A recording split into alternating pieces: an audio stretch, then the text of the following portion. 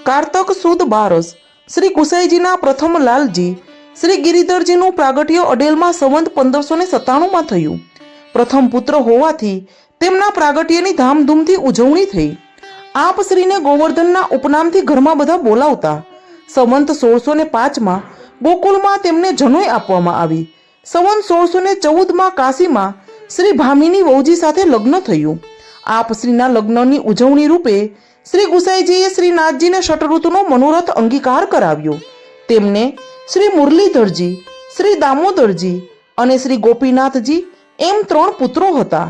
શ્રી ગુસાઈજીના બીજા વહુજી શ્રી પદ્માવતીજી વહુજીથી આપ શ્રીના 7મા લાલજી શ્રી ઘનશ્યામજીનું પ્રાગટ્ય થયું.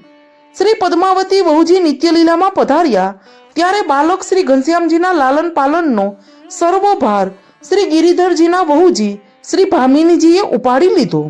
માતૃત્વ વાત્સલ્ય કરી દેવરને અનેક પ્રકારના લાડ લડાવી અને મોટા કર્યા. આવા લાલન પાલનથી શ્રી ગુસાઈજી પ્રસન્ન થયા અને ભામિની વહુજીને આશીર્વાદ આપ્યા. ભામિની તેરી ગોદ સદા ભરેલી રહેગી. આ આશીર્વાદ પ્રથમ ઘરને ફરીભૂત થયા છે. આજે ભૂતળ પર બિરાજતા ગૌ બાળકોમાંથી મોટે ભાગે આ ઘરના જ વંશજો છે. આપ શ્રીની હયાતીમાં જ શ્રી ગોકુલનાથજી સિવાયના 5 ભાઈઓ નિત્ય લીલામાં પધાર્યા. શ્રી ગુસાઈજી નિત્ય લીલામાં પધાર્યા ત્યારે આપ શ્રીની વય 45 વર્ષની હતી. આમ 45મા વર્ષે આપ આચાર્ય બન્યા. આપ શ્રીના લખેલા 2 ગ્રંથ ગદ્ય મંત્ર ટીકા તથા ઉત્સવ નિર્ણય સ્તોત્ર પ્રસિદ્ધ છે. આપ શ્રીએ વ્રજમાં 5 સ્થાનોમાં બિરાજી શ્રી ભાગવત પારાયણ કર્યું.